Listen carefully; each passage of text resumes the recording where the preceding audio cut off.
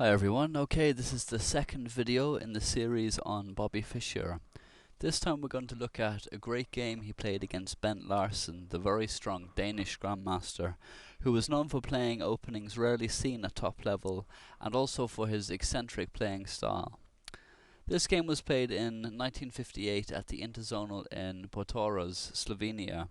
Bobby, as usual, opened with e4, after which came c5, so the Sicilian defense. And after knight f3, d6, d4, c takes d4, knight takes d4, knight f6, knight c3, and g6, the game is going into the dragon variation, against which Bobby had a very good record over his career. The setup he most often used against it was the Yugoslav attack, and that's what he went for here, with bishop e3, bishop g7, f3, black castles, queen d2, knight c6, and bishop c4. As is often the case in a Sicilian, white will castle queenside and both players will pawn storm their opponent's kingside.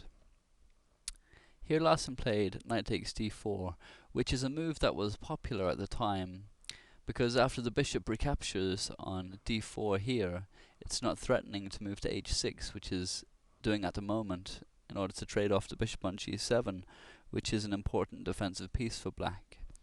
And these days, the most common line is bishop d7, followed by further queenside expansion, as well as rook c8, with possibilities of sacrificing the exchange here on c3 at some point later in the game to loosen up the defense of white's king.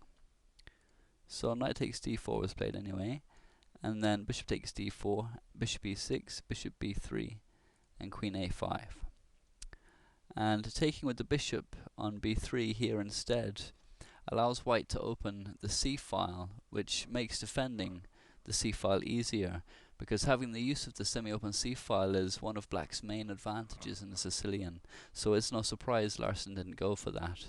It also allows white to control c4, because he'll have a pawn on b3, and c4 can often be a good square for black's pieces in the Sicilian.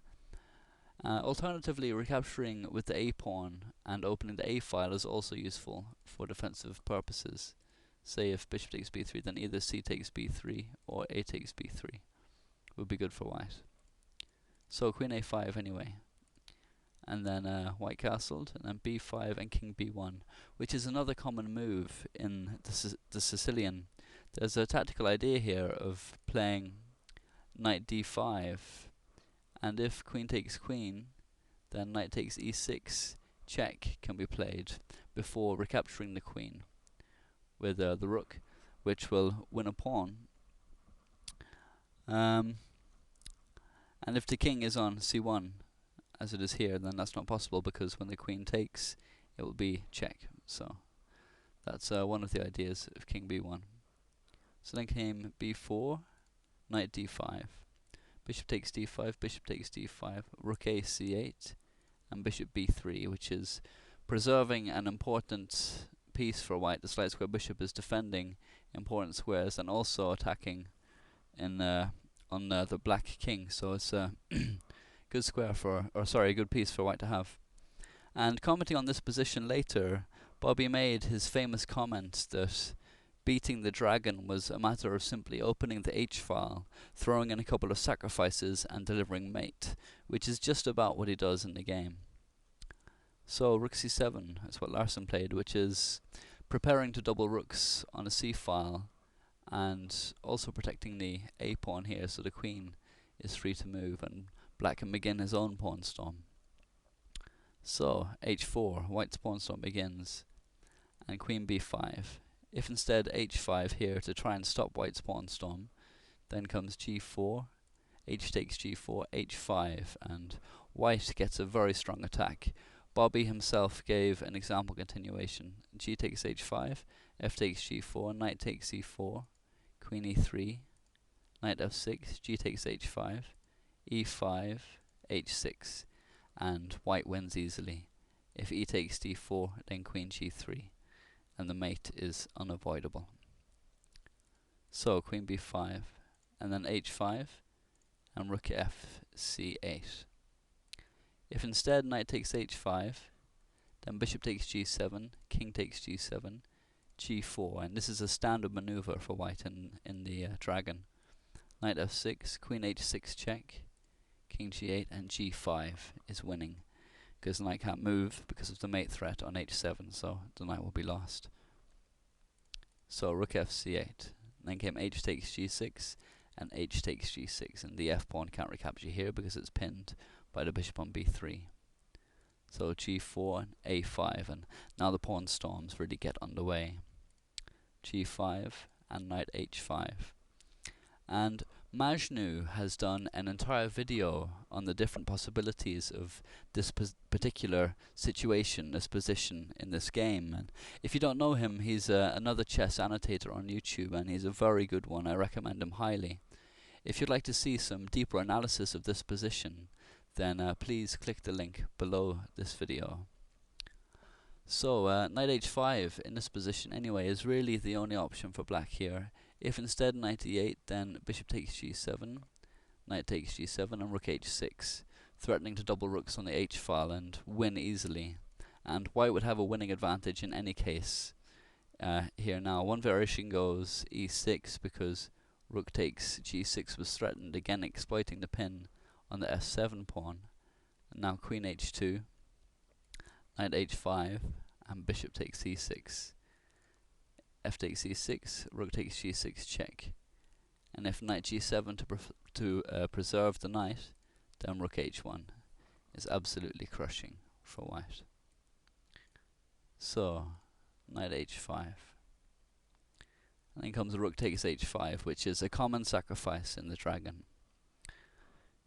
G takes h5, g6, which is another strong move, threatening to take on f7 with devastating effect.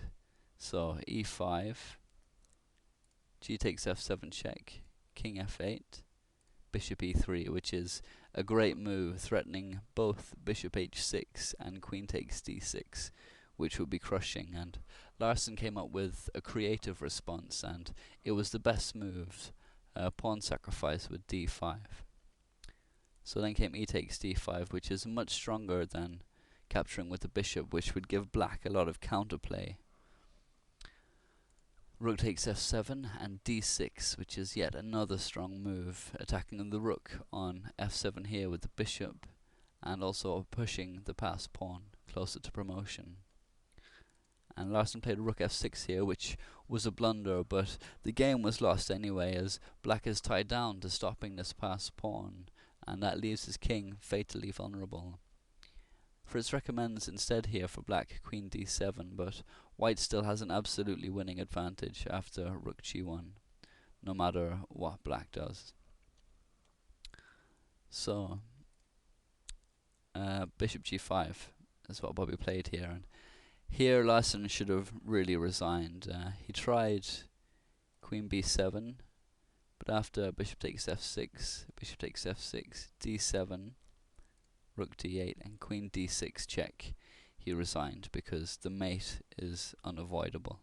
If bishop e7, then queen h6 is mate, and the only other move is king g7, but then comes rook g1 check, king h7, queen takes f6, queen takes d7, queen g6 check, king h8, queen h6 check, queen h7, queen f6 check, king g7, and queen takes g7, mate. So it was another great game from Bobby. I'll replay it with the threatened squares highlighted just so you can see it from start to finish.